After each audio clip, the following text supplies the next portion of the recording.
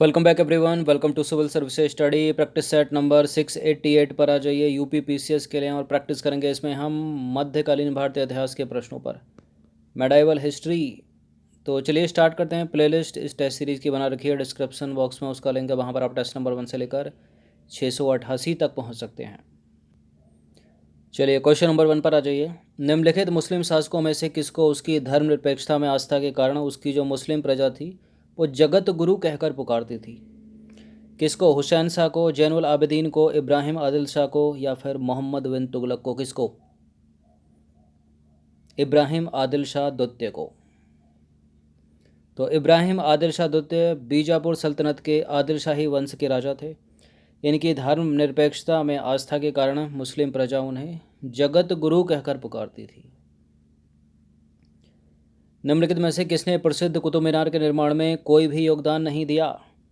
कुतुब मीनार की नींव रखी थी कुतुबुद्दीन ऐबक ने और पूरा करवाया इसको इल्तुतमिश ने।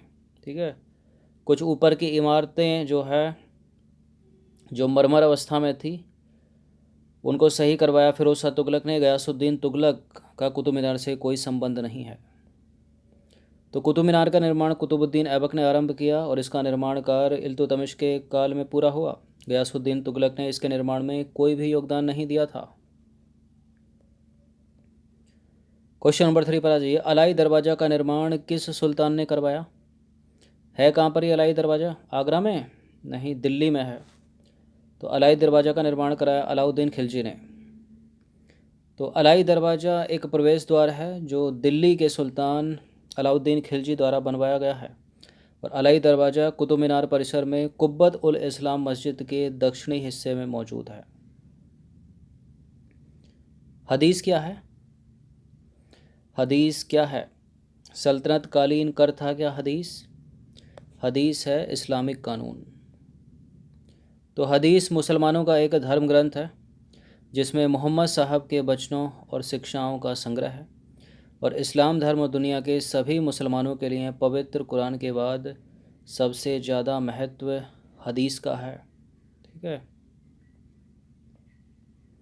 क्वेश्चन नंबर 5 पर आ जाइए। भारत में पहला मकबरा जो शुद्ध इस्लामिक शैली में निर्मित हुआ था उसका नाम बता दीजिए। भारत में शुद्ध इस्लामिक शैली में बना प्रथम मकबरा कौन सा है? इसमें हुमायूं का मकबरा नहीं है, कुतुबुद्दीन ऐबक का मकबरा नहीं है, अलाउद्दीन का मकबरा या बलबन का मकबरा? बलबन का मकबरा। तो सल्तनत काल में भारतीय स्थापत्य कला के क्षेत्र में जिस शैली का विकास हुआ वह भारतीय तथा इस्लामिक शैलियों का सम्मिश्रण थी और इसलिए स्थापत्य कला की इस शैली को इंडो इस्लामिक शैली कहा गया है। बलबन का मकबरा महरौली नई दिल्ली में स्थित है जो शुद्ध इस्लामी शैली में निर्मित भारत का प्रथम मकबरा माना जाता है। इम्पोर्टेंट है। क्वेश्चन नंबर 6 पर आ जाइए। निम्नलिखित को सुमेलित करना है। यह है वास्तुकला और यह है संबद्ध राजवंश। मेहराब की निचली सतह पर कमल कली की झालर और अष्टभुजीय मकबरों का उदय और स्तंभों में बेदी गोई का प्रयोग और झुकी हुई दीवारों के साथ विशाल मुख्य द्वार। बताइए कौन किसी विशेषता, कौन सी शैली किस राजवंश से संबंधित? किसी एक से एलिमिनेट हो रहा है क्या? देखिए अष्टभुजे 8 भुजाओं वाले मकबरों का उदय हुआ था तुगलक वंश में। तो बी का 4 किस किस में है? बी का 4 एक में ही है, पूरा एलिमिनेट हो जाएगा। तो देखिए अष्टभुजा वाले मकबरों का उदय हुआ था तुगलक वंश में। ठीक है। स्तंभों में बोधी गोई का प्रयोग विजयनगर साम्राज्य और झुकी हुई दीवारों के साथ विशाल मुख्य द्वार सरकी और मेहराब की निचली सतह पर कमल कली की झालर खिलजी वंश। चित्तौड़ का कीर्ति स्तंभ किसके शासनकाल में निर्मित हुआ? इंपॉर्टेंट है प्रश्न, बहुत बार बहुत सारे एग्जाम में अलग अलग समय पर पूछा गया है। चित्तौड़ का कीर्ति स्तंभ जो राजस्थान में है राणा कुंभा ने निर्मित करवाया था। तो कीर्ति स्तंभ राजस्थान के चित्तौड़गढ़ में स्थित है। यह एक स्तंभ या मीनार है जिसका निर्माण महाराणा कुंभा या राणा कुंभा ने 1448 में करवाया था। इसे विजय स्तंभ भी कहा जाता है। क्वेश्चन नंबर 8 पर आ जाइए। तबकात ए नासिरी का लेखक कौन है? तबकात ए नासिरी का लेखक जियाउद्दीन बरनी नहीं है, अल बरूनी नहीं है, मिनहाज उस सिराज। तो तबकात नासिरी पुस्तक मिनहाज सिराज द्वारा रचित है और इस पुस्तक में मोहम्मद गौरी की भारत विजय तथा तुर्की सल्तनत के आरंभिक इतिहास की लगभग 1260 तक की जानकारी मिलती है। मिनहाज सिराज ने अपनी इस कृति को गुलाम वंश के शासक नसरुद्दीन महमूद को समर्पित किया था। क्वेश्चन नंबर 9 पर आ जाइए। प्रसिद्ध कवि अमीर खुसरो निम्नलिखित में से किस बादशाह के दरबार से संबंधित थे? ये हैं अमीर खुसरो। अमीर खुसरो ने दिल्ली के 7 सुल्तानों का शासनकाल देखा था। उनमें है बलबन, और कोई नहीं है इनमें। तो अमीर खुसरो का पूरा नाम है अबुल हसन यमीनुद्दीन। अमीर खुसरो का जन्म जो है उत्तर प्रदेश के एटा ज़िले में पटियाली नामक ग्राम में गंगा किनारे हुआ था। और देखिए, गांव पटियाली उन दिनों मोमिनपुर या मोमिनाबाद के नाम से जाना जाता था। अमीर खुसरो ने 7 सुल्तानों का शासनकाल देखा था। कौन कौन है वो 7 सुल्तान? बलबन, मोहम्मद, कैकुबद, जलालुद्दीन खिलजी, अलाउद्दीन खिलजी, मुबारक शाह खिलजी और गयासुद्दीन तुगलक। क्वेश्चन नंबर 10 पर आइए। तूती हिंद किसको कहा जाता? अमीर खुसरो को ही कहा जाता है, ये भी याद रखना है। अब तूती हिंद यानी अमीर खुसरो का जन्म कहाँ हुआ था? तो उत्तर प्रदेश में हुआ था, उत्तर प्रदेश के एटा में, यानी पटियाली नामक गांव में। तो सी हो जाएगा। तो देखिए, अबुल हसन यमीनुद्दीन अमीर खुसरो 14वीं सदी के लगभग दिल्ली के निकट रहने वाले एक प्रमुख कवि, शायर, गायक और संगीतकार थे। अमीर खुसरो का जन्म 1253 ईस्वी में उत्तर प्रदेश के एटा जिले में पटियाली नामक ग्राम या कस्बे में हुआ था। क्वेश्चन नंबर 11 पर आ जाइए। निम्नलिखित कथनों पर विचार करेंगे। 2 स्टेटमेंट के साथ बताइए कौन सा स्टेटमेंट इनमें करेक्ट होगा। पहला स्टेटमेंट है, हिंदू देवी देवताओं तथा मुस्लिम संतों की प्रशंसा में रचित गीतों का संग्रह किताब ए नौरस इब्राहिम आदिल शाह द्वितीय द्वारा लिखा गया था।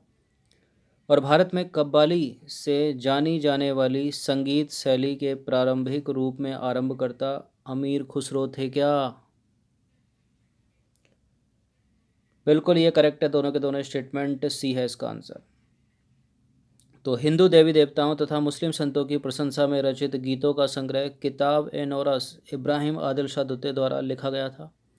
और तूती हिंद के नाम से मशहूर अमीर खुसरो भारत में कव्वाली के नाम से जानी जाने वाली संगीत शैली के आरंभकर्ता माने जाते हैं। क्वेश्चन नंबर 12 पर आ जाइए। निम्नलिखित में से किसने भारत में प्रसिद्ध फारसी त्योहार नौरोज को आरंभ कराया था? कौन था? अलाउद्दीन खिलजी? नहीं, बलबन। तो बलबन ने अपनी सत्ता को स्थापित करने के लिए एक बड़े सुल्तान के दरबार के अनुरूप नियम बनाए और उन्हें कठोरता से लागू किया उसने। बलबन ने सिजदा और पोबोस की रीतियां जो हैं आरंभ की। सिजदा का मतलब होता है भूमि पर लेटकर अभिवादन करना, और पोबोस का मतलब है सुल्तान के चरणों को चूमना। देखिए, बलबन ने अपने दरबार में हर साल फारसी त्यौहार नौरोज बड़ी शानो शौकत के साथ मनाने की प्रथा आरंभ की। नौरोज। क्वेश्चन नंबर 13 पर आ जाइए। 2.5 दिन का झोपड़ा क्या है? 2.5 दिन का झोपड़ा युद्ध का मैदान नहीं है, संत की झोपड़ी नहीं है, मंदिर नहीं है, मस्जिद है। तो 2.5 दिन का झोपड़ा एक ऐतिहासिक इमारत है जो राजस्थान के शहर अजमेर में स्थित है। ऐतिहासिक मान्यताओं के अनुसार यह चौहान सम्राट बीसल देव ने सन 1153 में बनवाई थी और यह मूलतः संस्कृत विद्यालय था, जिसे बाद में शहाबुद्दीन मोहम्मद गौरी ने मस्जिद का रूप दे दिया। ठीक है, तो मस्जिद सही उत्तर होगा। क्वेश्चन नंबर 14 पर आ जाइए। किस तुर्क सुल्तान ने शुद्ध अरबी के सिक्के जारी किए थे?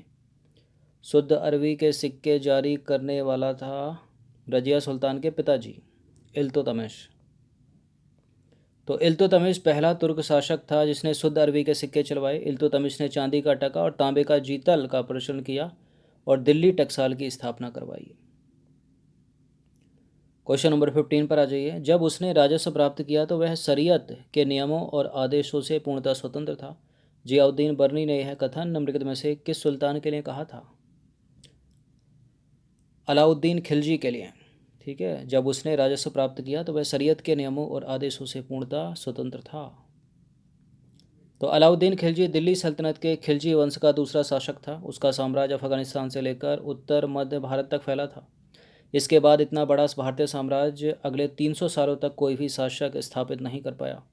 जियाउद्दीन बर्नी ने अलाउद्दीन खिलजी के संबंध में कहा कि जब उसने राजस्व प्राप्त किया तो वह शरीयत के नियमों और आदेशों से पूर्णतः स्वतंत्र था। तो मध्यकालीन भारत के 15 प्रश्न, इनकी प्रैक्टिस एक बार कर लीजिएगा। धन्यवाद।